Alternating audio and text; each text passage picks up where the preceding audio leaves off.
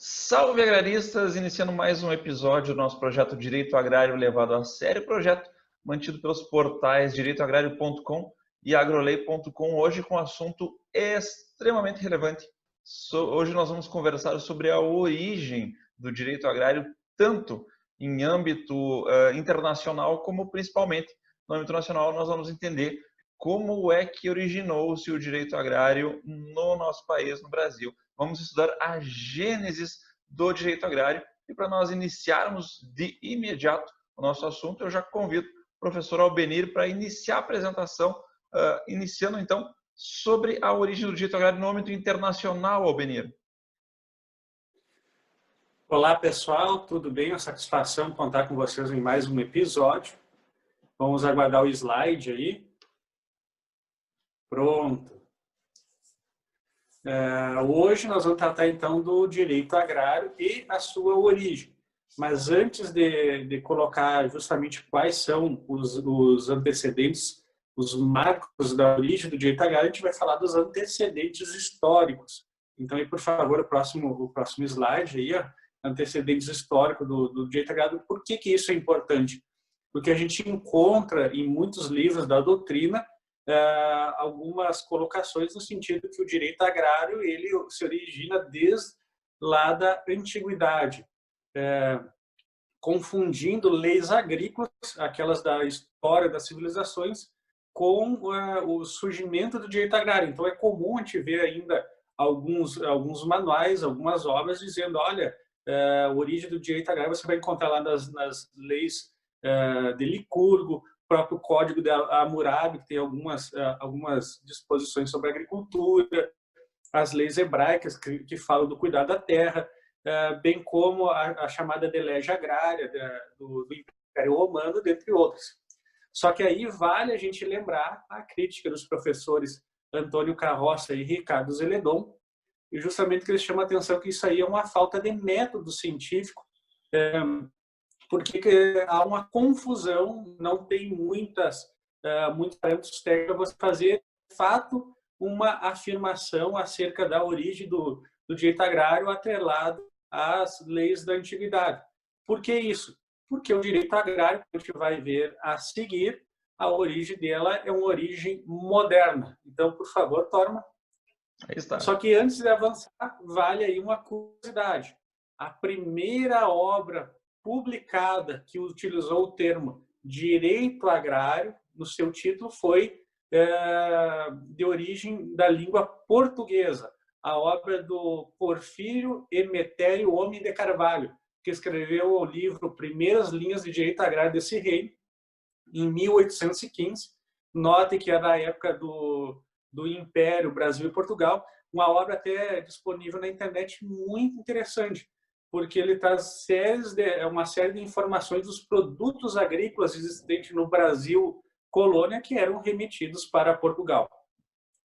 Então, avançando agora, qual é, de fato, o marco da origem do direito agrário no âmbito internacional? A gente tem que saber que o direito agrário ele é fruto da modernidade, ou seja, após aquele período de codificação civil, certo? Onde a gente tem a Itália como berço do direito agrário e o marco fundador do direito agrário, como ciência autônoma do direito, se dá justamente com a criação do Instituto de Direito Agrário Internacional e Comparado, o IDAIC ou IDAITI, como se pronuncia os italianos, e a criação da revista de Direito Agrário pelo professor Giangastone Bolla no ano de 1922. Aí na foto a gente vê a imagem do professor Giangastone Bolla, o símbolo do IDAIC e também a capa da revista de Direito Agrário, que desde 1922 ela é editada e é com certeza aquela revista, aquele periódico mais antigo em direito agrário e o mais importante em âmbito internacional. O direito agrário, e aí é importante a gente salientar, professor Torma, ele surge justamente da necessidade de um ramo do direito especializado para atender o quê? As especificidades da agricultura em especial, ou seja, não só a agricultura no sentido do plantio de lavouras, mas de todos aqueles empreendimentos, aquele desenvolver da atividade agrária, certo? Dadas as características do fato técnico, econômico e social que representa a exploração da atividade agrária. Então, o que aconteceu? Surge justamente essa necessidade de um ramo específico, autônomo e distinto do Código Civil, pois até então, antes daquele momento, todas as relações que compreendiam também as relações da exploração da atividade agrária, elas se davam pelo Código Civil. E aqui uma questão muito curiosa. Nasceu na Itália. Na Itália tinha todo um discurso acerca da justificativa da autonomia desse direito em relação ao direito civil e do próprio direito comercial. Por quê? Porque, ao contrário do que aconteceu no Brasil, lá o direito agrário ele é retirado de interpretações a partir de disposições do Código Civil italiano, certo? E isso é muito importante porque teve todo um debate na sua origem sobre a autonomia do direito. E vale lembrar que para um ramo do direito ser reconhecido, ele precisa de autonomia legislativa, autonomia científica e autonomia didática. No caso brasileiro, como a gente vai ver adiante, foi um pouco diferente. O próximo slide, professor Tório. Aí está. Então, aí está. Ó, nasceu o direito agrário com uma ruptura com o direito civil, certo? Por isso que, quando a gente pega, por exemplo, lá no artigo 22, a Constituição todo fala da competência privativa da União para legislar, notem que está no mesmo patamar direito civil, direito comercial, direito agrário, dentre outros. Por quê? Porque pegaram os institutos de direito material que antigamente eram tratados exclusivamente pelo Código Civil e você trouxe a especialização. Por exemplo, propriedade tem uma visão genérica no Código Civil e a partir de que você tem essa especialização, você traz para o direito agrário e você tem a propriedade agrária ou propriedade rural. Contrato no Código Civil, eu tenho o contrato agrário ou contratos rurais pelo direito agrário e assim por diante. Lembrando que, como a gente já viu em outros episódios, o objeto do direito agrário trata de normas de direito material agrário, bem como normas de política agrícola. Mas o mais importante nesse nascimento, a gente está falando daqueles institutos próprios de direito material, certo? Então, com essa especialização a partir do direito civil, houve o nascimento do direito agrário como ramo autônomo da ciência jurídica. Próximo slide.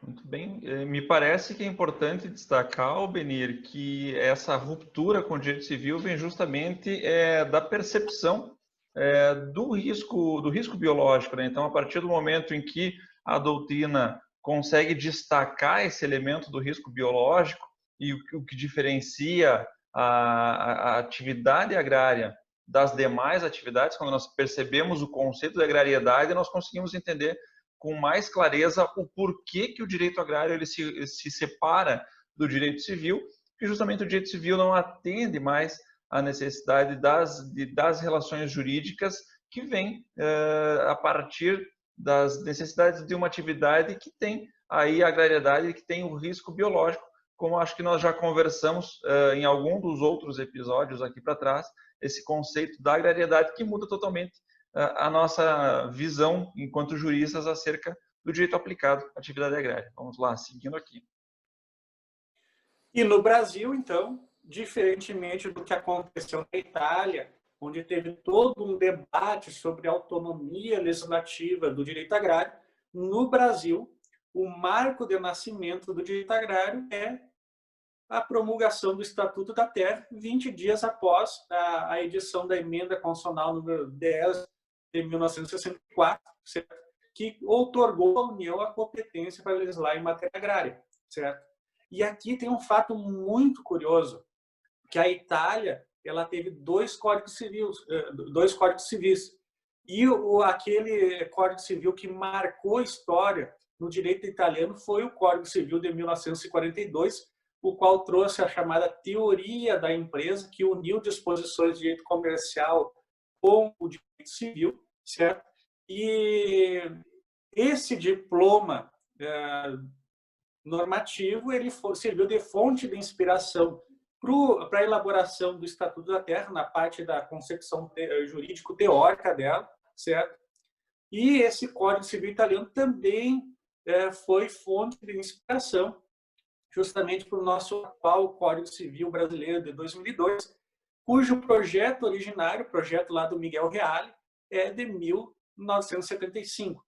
Por que eu digo isso? Porque ele já trouxe imbuído em suas normas a ideia da atividade agrária explorada de forma profissional e organizada, que é a ideia da concepção do empresário. Lembrando que a atividade agrária é uma atividade econômica por excelência e deve, portanto, ser explorada de forma profissional. Claro que o Estatuto da Terra ele tinha também toda uma questão fundiária, que a gente sabe do primeiro ciclo do agrarismo, e também aquelas questões relativas às ações de política agrícola, que a ideia era implementar e desenvolver as cadeias produtivas daquilo que a gente veio depois adotar o termo, que é o agronegócio. Inclusive, lembrando, professor Parma, que a Lei da Política Agrícola Brasileira, Lei 8171 de 1991, justamente no projeto que antecedeu ela, já dizia que a ideia era modernizar as cadeias produtivas para implantar o agribusiness no Brasil. Ou seja, o agronegócio, que é aquela ciência ou conjunto organizado de conhecimentos que estuda e analisa a forma com que se dão as relações dentro das cadeias produtivas e complexos agroindustriais, certo? Que daí vai abranger aquela divisão didática do antes, o dentro e depois da porteira.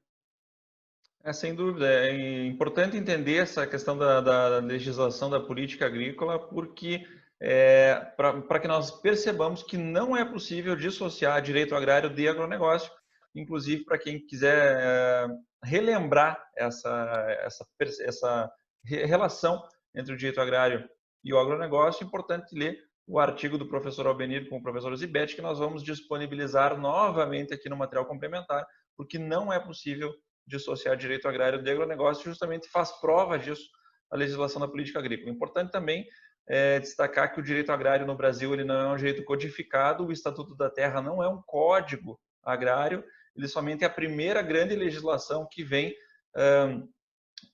normatizar, regularizar questões relativas a direito agrário, mas o direito agrário no Brasil ele acontece com a nossa legislação esparsa. E fundamental esse ponto que tu destacou aqui, Benir, demonstrar que essa teoria da empresa, que ela já veio antes no Estatuto da Terra, que o Código Civil de 2002 traz também, ambas têm a mesma fonte, né, no Código Civil italiano. Então o direito agrário ele vem muito mais modernamente, ele antecipa essa tendência que o Código Civil brasileiro só vai trazer ali em 2002.